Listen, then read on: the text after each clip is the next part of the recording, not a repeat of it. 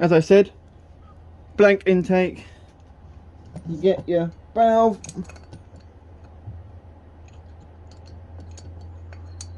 in through your hole,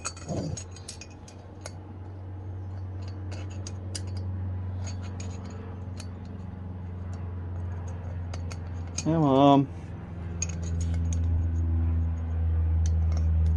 in through your hole, valve pushes up, bring the engine a bit closer. I've got my chunk of wood that I'm going to put underneath here to compress the spring.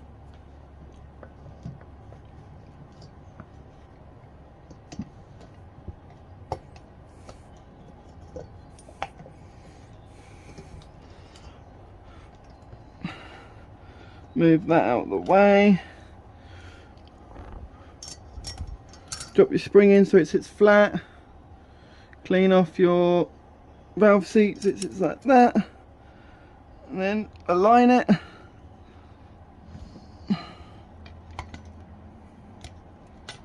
So the spring sits over there.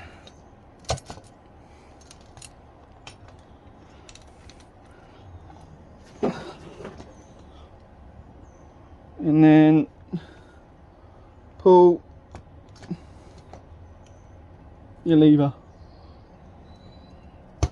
So you can see in there those rings on the valve.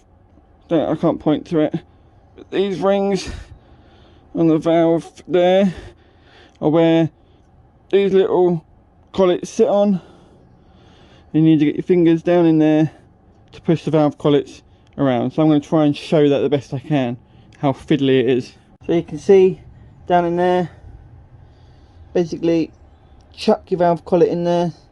I've magnetised the end of this by putting it on a magnet so I can pick it up and move it around just to get the thinner end where I want it to be. And when it's round the right way, I get this really small disgorger which is used for fishing, but it works really well here. Just try and spin it into place. Now you can see that one's gone into place, but it's really difficult to get another one in next to it.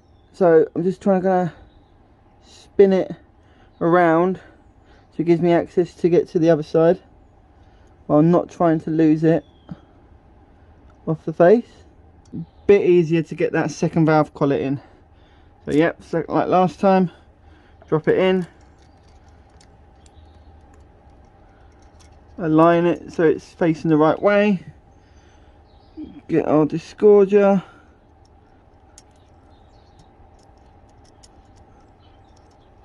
see now what I've done is I've pushed the second one off, so we just need to get in there around the back, push it back on, getting this one around the back.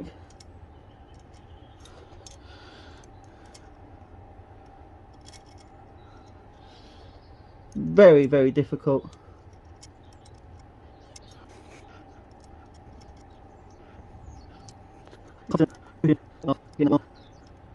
Completely flipped it. It's very difficult. You just spin this one again.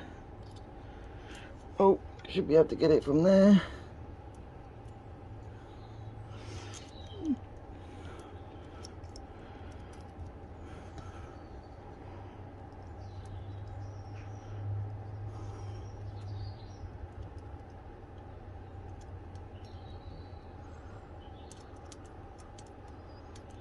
When both of them are on like that, you very quickly release the clamp, and then they both spring up like that there. You can take your clamp away. You can see they're both in there like that. Now that is the quickest one I've ever done, 3 minutes, whereas the other two took me like half an hour. The other three took me like half an hour, but that is the valve spring on, and the seat, and the collets in there. Just give it a push down, make sure there's no resistance in it, and then we move on and do the other two, other four.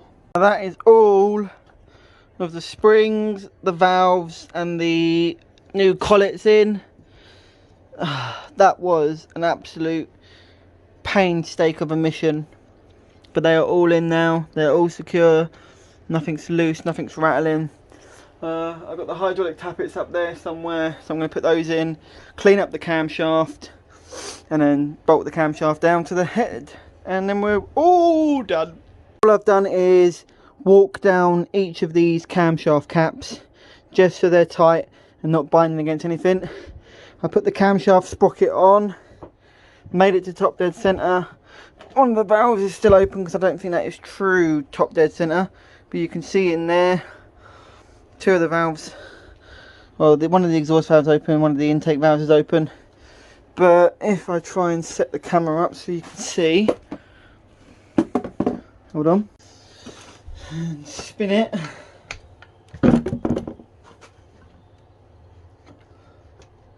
you can see that all the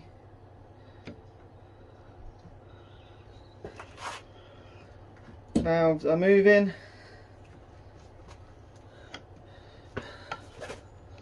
They're all moving pretty freely, which is always nice.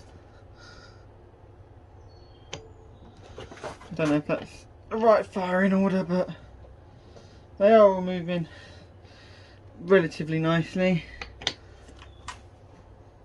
All of the bolts in here need to be tightened down to 10 Newton meters, which is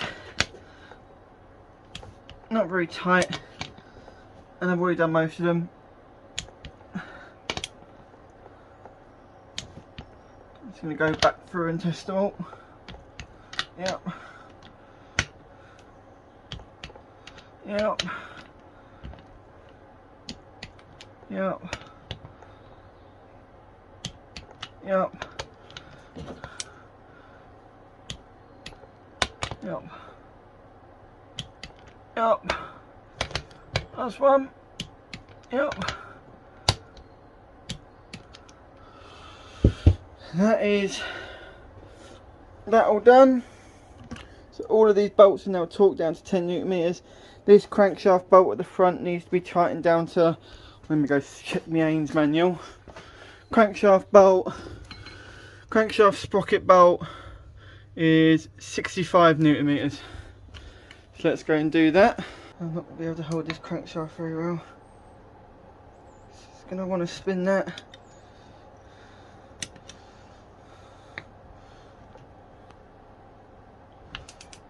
With this little cam cover in place, which obviously goes over the top of the cams, splash oil back down on top of them. I put the, I don't know if you can see it in there, but I put the rubber, the O-ring in, the camshaft seal, put that on top, and then this camshaft rocker cover goes on top like that. And you can see I'm near enough. I know I completely moved it now, but that OTD should line up with that, which I'm going to make it line up now. Screw the cam cover on, and then the head is pretty much done. Oh, that was a long day. Anyway, the engine head is now rebuilt. All I've got to do is put the rest of these gaskets on. Got that gasket to go on. And then we can start doing the block next time. Maybe rebuilding the block. But I need to measure all the tolerances and I need to figure out how to do that. But yeah, if you did like this video, please remember to like and subscribe. The head is now pretty much done. And I shall see you on the next one. Adios.